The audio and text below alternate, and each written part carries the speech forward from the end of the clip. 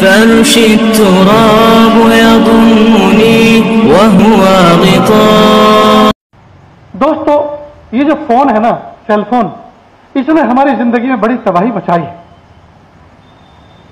میرے اگر ہوائی جہاز کے ٹکٹ اور یہ میسج کا معاملہ اس کے ساتھ وابستہ نہ ہو اور اللہ تعالیٰ اگر اس کا کوئی بہترین بدل عطا مجھے فرما دے تو میں آپ سے سچ کہتا ہوں میں اپنے فون کو دیوار پہ مار کے توڑ دوں گا.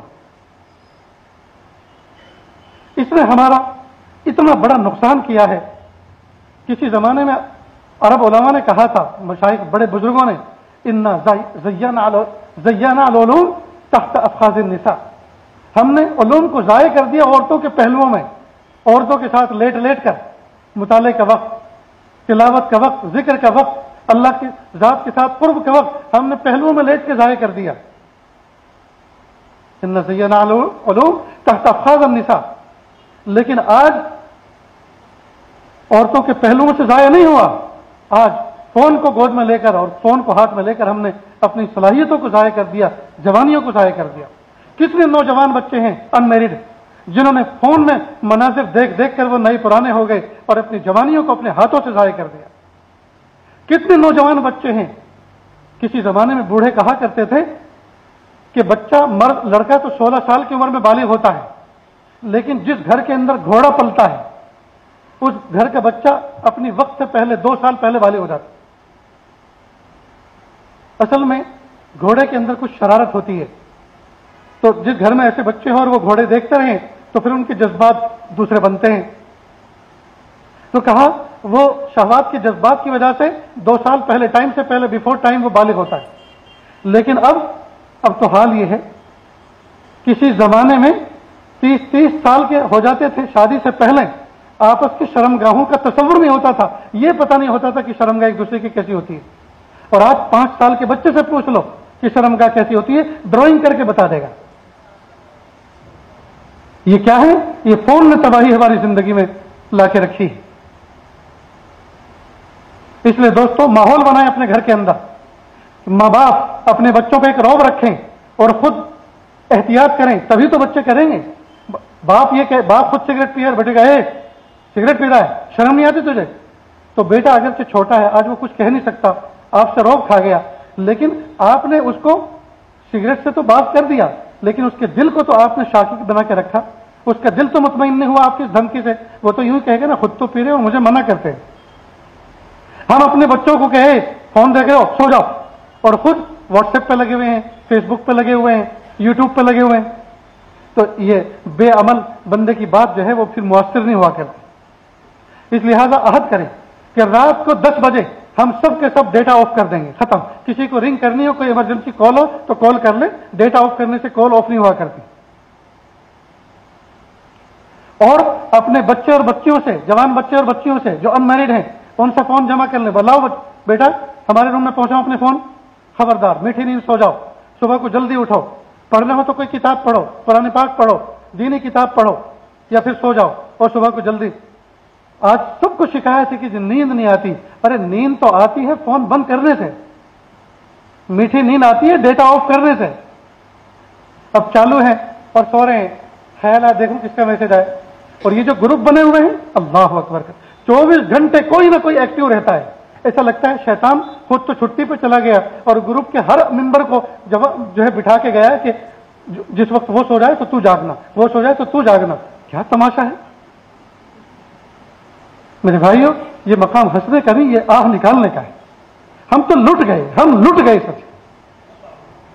قرآن چھن گیا، تلاوت چھن گئی. اس فون نے تلاوت چھین لی، اس فون نے ماں باپ کی خدمت چھین لی. جن ہاتھوں سے ماں باپ کا سر سہلایا کرتے تھے، تیل لگایا کرتے تھے، نرم اپنے ہاتھوں سے ماں باپ کی خدمت کر کے ان کی دل کی دعائیں لیا کرتے تھے، اس فون نے سب کچھ چھین لیا ہمارا. میں فلائٹ میں بیٹھتا ہوں، ٹرینوں میں بیٹھتا ہوں. اب سے 20 سال پہلے، 25 سال پہلے ہر ایک کے ہاتھ میں اخبار ہوتا تھا، کتاب ہوتی تھی. اب پوری فلائٹ میں کسی کے پاس کتاب نہیں. گیم کھیل لیں. اسی سال سفر حج پر آخری رات تھی، مجھے حرم میں جاگنا تھا. میں کیا جانا ہے پھر پتہ نہیں زندگی میں آنا ہو یا نہ ہو. آخری رات حرم میں گزاری. چند میٹر کے فاصلے پر کعبۃ اللہ کے بیٹھا ہوا ہوں اور اب انتظار ہے کہ 15 منٹ کے بعد اذان ہونے والی ہے. میرے قریب میں ایک شخص بیٹھا ہوا ہے کرسی پر، میری نظر گئی کہ دیکھیں فون میں کیا کر رہے ہیں، گیم کھیل رہا ہے، کعبۃ اللہ سے چند میٹر کے فاصلے پر گیم کھیل کے اپنا وقت گزار رہے ہیں.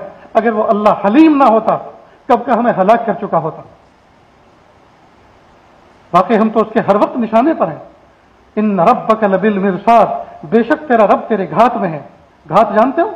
گھات کہتے ہیں شکاری جب شکار کے لیے جاتا ہے تو وہ ایک مچان بناتا ہے اور گن کو رکھ کر گن پوائنٹ پر ایک آنکھ بند کر کے صرف اسی کو دیکھتا ہے، گن پوائنٹ کو میچ کرتا ہے اپنے شکار کے ساتھ، دائیں بائیں آگے پیچھے ہر چیز سے وہ غافل ہو کر سے وہی دیکھتا ہے. اس کو کہتے ہیں گھات میں بیٹھنا. تو جس طرح سے شکاری اپنے شکار کو اس طرح سے گن پوائنٹ پہ دیکھتا ہے، اسی طرح میرا رب ہم میں سے ہر شخص کی ہم اپنے رب کے نشانے پر ہیں. ان ربک لبالمرصاد. تو نہ جانے کتنی مرتبہ ہم اس کے نشانے پر آ چکے، لیکن وہ رب حلیم ہے، وہ طرح دے جاتا ہے چھوڑو. وہ حلیم ہے جی، حلم سے کام لیتا ہے، چھوڑو چھوڑو. اور ہم سوچتے ہیں بابر بعیش کوش کی دنیا دوبارہ نہیں، میاں مزے کر لو، دنیا میں پھر دوبارہ آنا تھوڑی ہے. اللہ تعالیٰ کی ڈھیل کو، تمہیل کو اور اللہ تعالیٰ کے حلم کو، جی اللہ کی صفت حلم کو ہم اس کا جو ہے ناجائز فائدہ اٹھا رہے ہیں. تو سچی توبہ کریں، سچی توبہ کریں اور اس فون کا کنٹرول کریں. اس پر صبح کو 8 بجے تک بند رکھو. مسجدوں میں جاؤ سکون کے ساتھ، قرآن پاک کی تلاوت کرو، فون کو چالو مت کرو. جس کو کسی کو کرنا ہوگا وہ کال کر لے گا سکون کے ساتھ. 8 بجے اشراق پڑھ کے اس کے بعد اپنے فون کو چالو کرو. اور چالو کتنی دیر کے لیے کرو؟ صرف 15 منٹ کے لیے. 15 منٹ کے لیے. 15 منٹ میں بارش کی طرح میسج آئیں گے.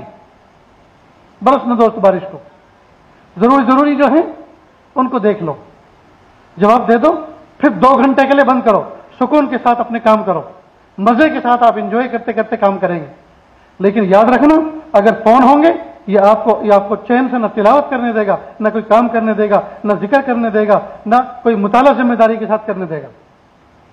جو لوگ فون بالکل آف کر کے مطالعہ کرتے ہیں وہ ذمہ دارانہ مطالعہ کرتے ہیں.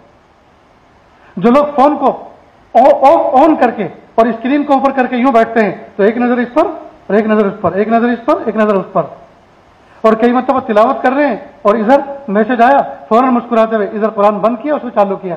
ہائے ہائے کتنی غیرت کی بات ہے. اللہ پاک نے اس وقت ہاتھوں کو شل کیوں نہیں کر دیا؟ ذات حق سے وابستہ ہو کر، خالق سے ہم کلام ہو کر اس کا کلام کو روکا اور مخلوق سے کلام شروع کیا. میں نے مسجد نبوی کے اندر دیکھا ایک عرب نوجوان کو کہ 4 رکعت کے بعد ترویح میں تھوڑی دیر وہ بیٹھا 4 رکعت کے بعد اور فوراً اس نے موبائل نکالا اور واٹس ایپ کلیئر کرنے شروع کیے. سب کو پڑھا، اس کا جواب بھی دے رہا ہے اور ادھر تلاوت شروع ہو چکی. اور جب پہلے رکوع میں گیا جلدی سے اللہ اکبر. ہائے ہائے مسجد نبوی میں. میرے بھائیوں یہ درد جو مجھے کہنا تھا کہا، بہت کچھ کہنے کو باقی ہے لیکن وقت اس کی اجازت نہیں دے رہا. دن بھر کا سفر کر کے آیا ہوں اور صبح کو بہت جلدی اٹھ کے جانا ہے، اس لیے دل تو چاہ رہا ہے، آپ کی طلب کی نگاہیں بتا رہی ہیں کہ آپ کچھ اور سننا چاہ رہے ہیں، لیکن فجر کی نماز بھی متاثر ہو سکتی ہے. وہ دین کی بات بھی میں کہنا مناسب نہیں سمجھتا جس دین کی بات کو عشاء کے بعد لمبی دیر تک سنا جائے اور اس کے بعد فجر کی نماز متاثر ہو جائے. اس لیے ہم سب کے سب دعا کرتے ہیں کہ پیارے اللہ فجر کی نماز عافیت کے ساتھ پڑھنے کی توفیق عطا فرمائیے، تکبیر اولیٰ کے ساتھ. جو بات کہی گئی سنی گئی اللہ تعالیٰ ان پر عمل کی توفیق عطا فرمائے. وآخر دعوانا ان الحمد للہ.